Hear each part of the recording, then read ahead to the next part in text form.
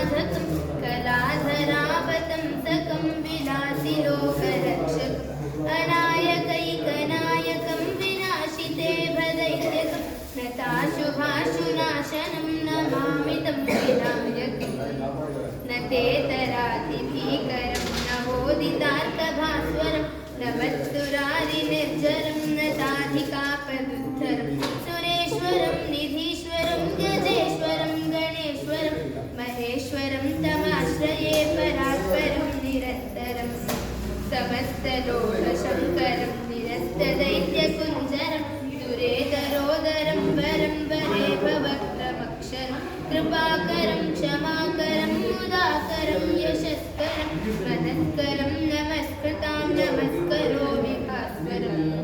अकिञ्चनाक्तिमार्जनं चिरन्तनोक्तिभाजनं पुरारिपूर्वनन्दनं सुरारिगर्वचर्वणं प्रपञ्चनाशभीषणं धनञ्जयाधिभूषणं कपोलदानवारणं भजे पुराणवारणं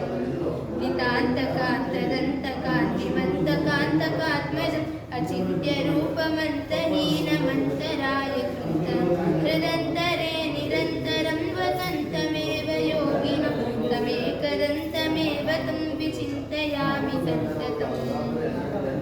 महागणेशपञ्चरत्नमादरेण योन्महं प्रजल्पति प्रभातके हृदि स्मरन् गणेश्वरम् अरोगतामदोषतां सुसाहितीं सुपुत्रतां समीहितायुरश्रुभूतिमभ्युपैति सोचिरात् इति श्रीमच्छङ्करभगवतः कृतौ गणेशपञ्चरत्नं सम्पूर्णम्।